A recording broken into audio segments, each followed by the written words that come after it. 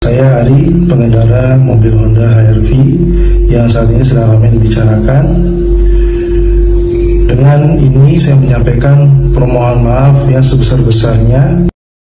Viral, nasib Ari Febrian pengendara HR-V yang viral ludahi orang, kini dibebas tugaskan Pertamina. TRIBUNSOLO.com. Pertamina akhirnya mengambil langkah tegas terhadap karyawannya yang bernama Ari Febrian. Seperti diketahui, sosok Ari Febrian viral di media sosial karena meludahi pengendara lain saat ditegur akibat parkir di jalan sempit.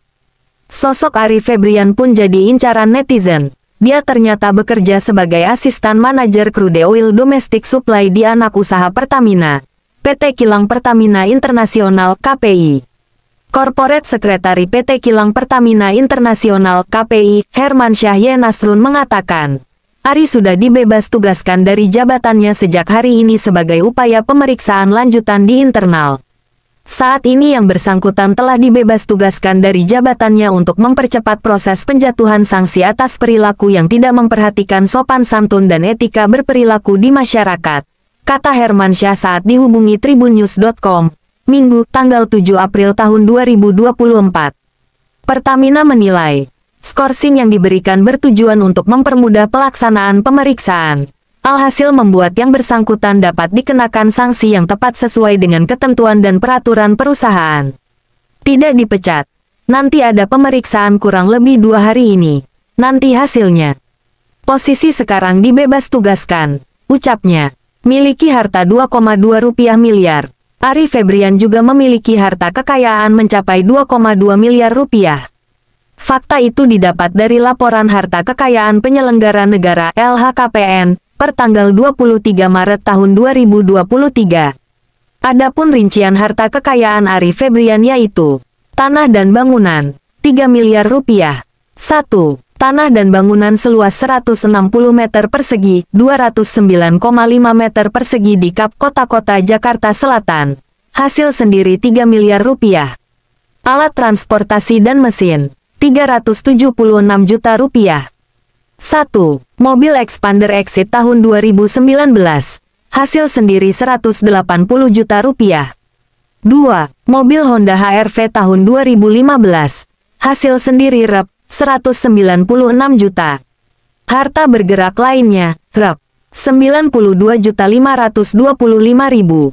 Kas dan setara kas Rp238.282.325. Subtotal Rp. 3.706.807.325. Hutang, Rp1.448.561.000. Total harta kekayaan, Rp. 2.258.246.325. Kronologi, diberitakan sebelumnya. Aksi arogan Ari viral di media sosial karena direkam Mila, korbannya. Ari memarkir mobil di tengah jalan empit sehingga mengakibatkan kemacetan. Dihubungi Tribun Jakarta, Mila mengatakan, peristiwa itu terjadi di Jalan Masjid Darul Falah, Kelurahan Petukangan Utara, Kecamatan Pesanggerahan, Jakarta Selatan, pada Jumat tanggal 5 April tahun 2024 jelang waktu berbuka puasa. Menurut Mila, pengemudi mobil Honda HR-V dengan nomor polisi B1310 SMD berhenti sebanyak 2 kali di depan mereka. Saat itu, Mila bersama temannya sedang dalam perjalanan menggunakan mobil melintasi jalan tersebut. Mobil teman Mila berada di belakang mobil tersebut. Tiba-tiba, pengemudi mobil Honda HR-V di depannya berhenti untuk membeli takjil. Tapi dia nggak turun dari mobil, dengan posisi di tengah jalan. Ujarnya kepada tribunjakarta.com pada Sabtu, tanggal 6 April tahun 2024. Teman Mila yang saat itu mengemudikan mobil terpaksa berhenti mendadak dan mengklaksonnya. Selang beberapa detik, mobil itu kemudian kembali melaju. Namun, mobil berwarna hitam itu ternyata kembali berhenti mendadak di tengah jalan. Pengemudi mobil itu bahkan keluar dari mobil. Padahal, suasana jalan saat itu dalam kondisi macet lantaran jalan kedua arah yang terbilang sempit. Mila mengira pria itu hendak meminta maaf kepada mereka. Nyatanya, pria itu malah berjalan ke arah gerobak penjual gorengan. Saat menuju ke gerobak gorengan, Pria itu dengan arogan melotot ke arah mobil teman Mila.